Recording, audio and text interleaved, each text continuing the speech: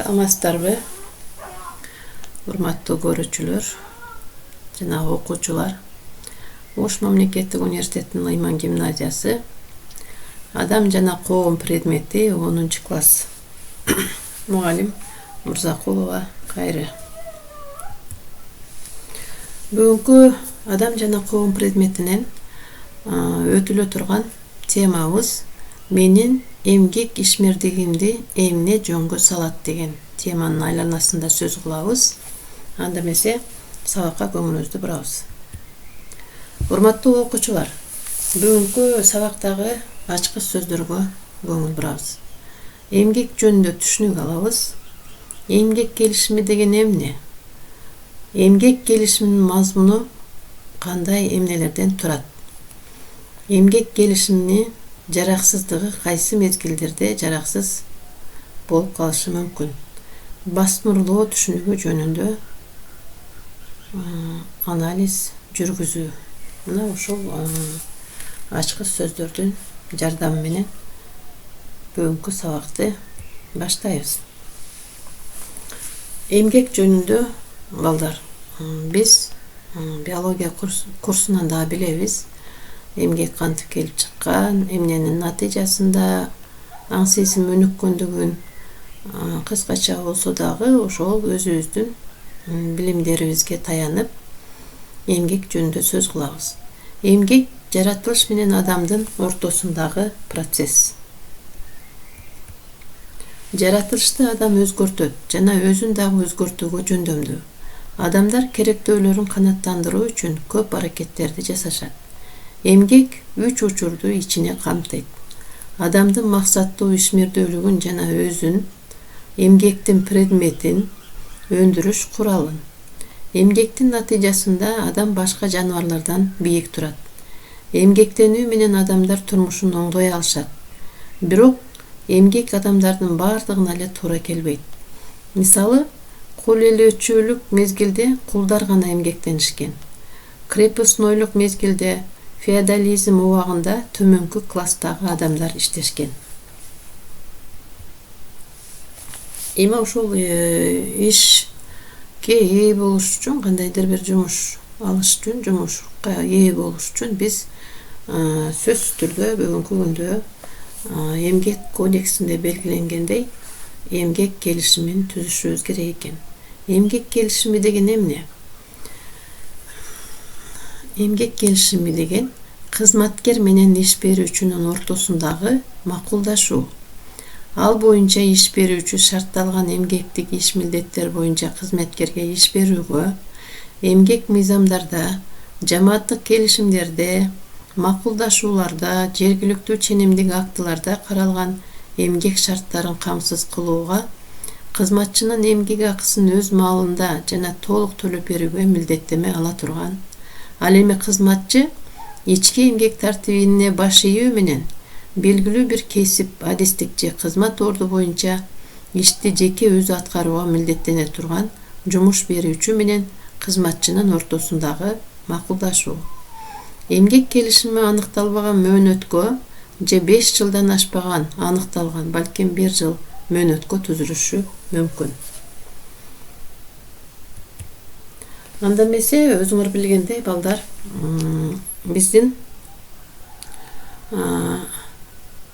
өлкөбүздөн дагы көптөгөн жарандарыбыз мигрант болуп сыртта, чет өлкөлөрдө жүрүшөт. Мына ошол чет өлкөлөрдөгү жарандарыбыздын эмгек келишимдери кандай болуш керек? Мына ошол боюнча мигранттардын эмгек келишими жөнүндө Россияда юрист болуп иштеген жарандын кеңешине көңүлүбүздү бурабыз. Бул чет өлкөдө жүргөн биздин жарандарыбыз эмгек келишимин кандай түзүш керектиги жөнүндө маалымат алабыз. Саламатсыздарбы мекендештер, мен атым Мирбек, мен өзүм Россияда юрист болуп эмгектенем. Бүгүн болсо видео тасма аркылуу сиздерге трудовой договор эмне, же болбосо кыргызча айтканда эмгек келишими бул эмне, жана эмгек келишимин кандай кылып оформление кылат, жана ошол эмгек келишимде эмнелер көрсөтүлгөн деген суроолорго жооп бере турган ниетим бар. Биринчиден, Россия Федерациясынан көп биздин мекендештер иштегенге келишет.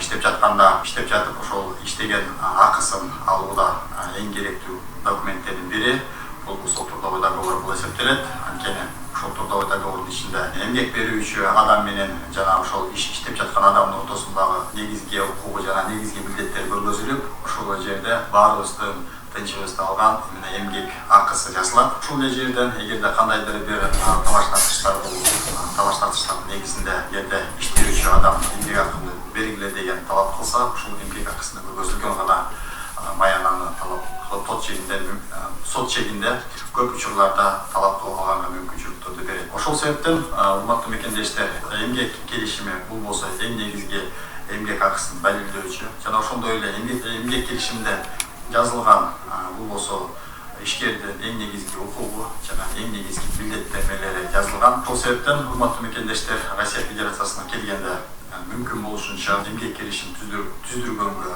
милдеттендиргиле. Анткени мыйзам боюнча иш берүүчү сиздерди жумушка алгандан баштап 3 күндүн ичинде сиздер менен эмгек келишим түзүп жана 3 күндүн ичинде полициянын, миграция кызматын, пенсионный фондду жана налоговыйга маалымдоо кагаздарын жөнөтүүгө милдеттүү. Бул эмгек келишиминин негизинде гана сиздин эмгек укугуңар толук коргоочу государственный инспекцияга гана кайрылганга мүмкүнчүлүктөрдү берет. Урматтуу мекендештер, азыркы маалда гана Москва областында иштеп жаткан мекендештердин 100 кишинен 30 кишинде гана мыйзам чегинде оформление болгон эмгек келишимдер болуп жатат. Ушул менен айтаарым, биздин мекендештерди эмгек келишим оформление кылганга чакыртылган. Эмгек келишим оформление кылбаган учурларда эмгек акысын, иштөө жерин тастыктоо иштерин сот аркылуу жүргүзүп, ошондон кийин гана укугуңарды коргоо. Эгерде ушул видео сиздерге кандайдыр бир жаңы маалымат берсе, же болбосо ушундай видеолор сиздердин кандайдыр бир маалымдуулугуңарды көбөйткөнгө түрткү берсе, класс басыңыздар жана бөлүшүңүздөр. Анткени эң негизги ой, ушундай видеолордон көп чыгып турса, биздин мекендештер өзүнүн укуктарын көрүп, билип турат жана өзүнүн укугун билиши менен өзүнүн максаттарына мыйзам жолунда жетишин каалайм. Көңүл бургандарыңызга чоң рахмат. Сиздерди урматтап, Мирбек Салбекович. Мынакей балдар, демек Россиядагы жарандарыбыздын 100 жарандан 30 жаран гана ушул эмгек келишимин мыйзамдуу түрдө түзүү алганга мүмкүнчүлүктөрү жетип атыптыр бүгүнкү күндө. Демек бул өзүбүздүн укук билбегендигибиздин себеби, экинчиден ошол документтерибиздин так эместиги буга негизги мисал боло алат.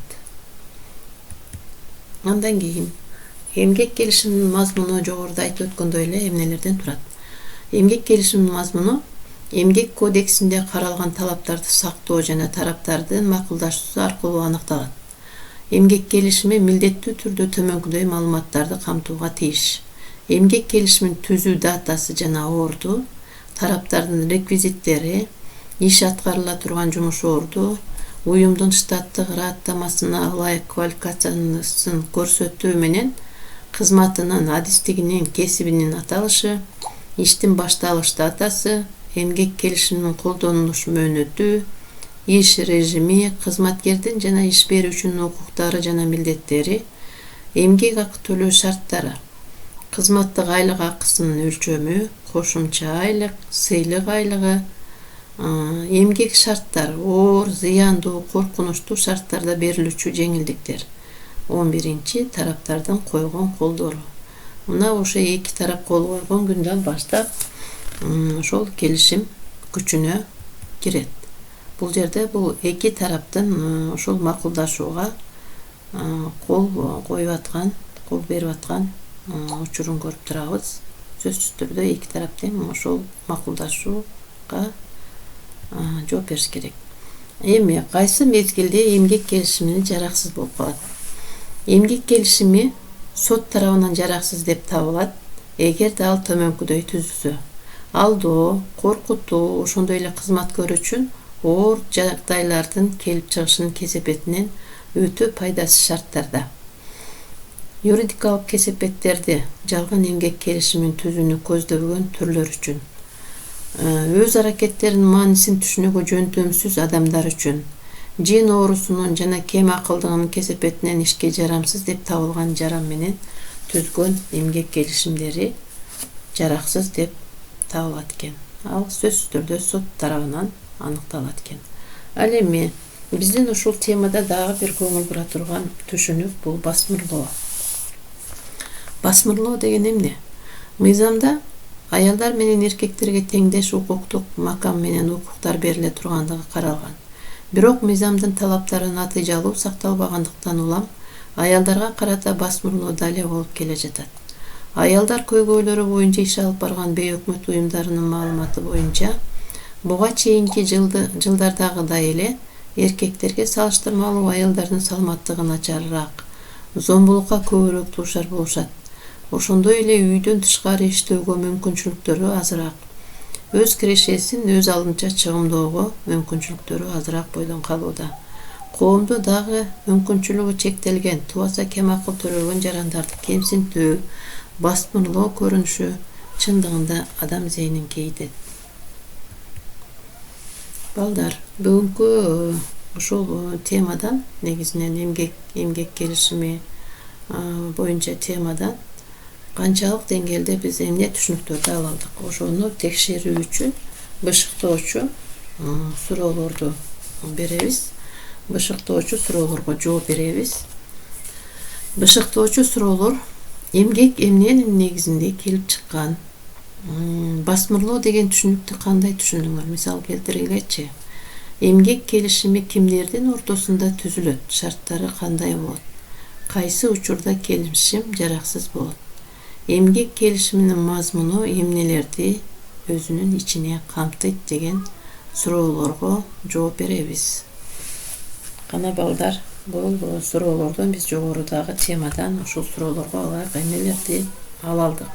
Кандай өзүбүздүн билимибизди толуктай алдык? Мына ушул суроолорго жооп беребиз.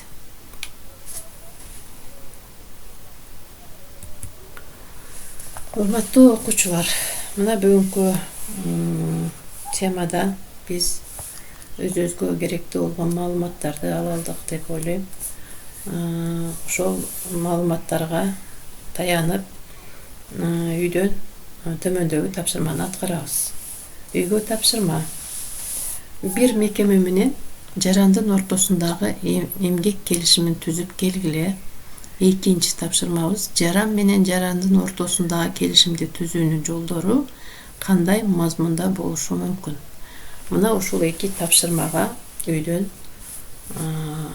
даярданып келесиңер. Ушул келишим түзүп келесиңер. Бирден мисал келтиресиңер. Сабакка көңүл бурганыңар үчүн чоң рахмат. Саламатта болгула.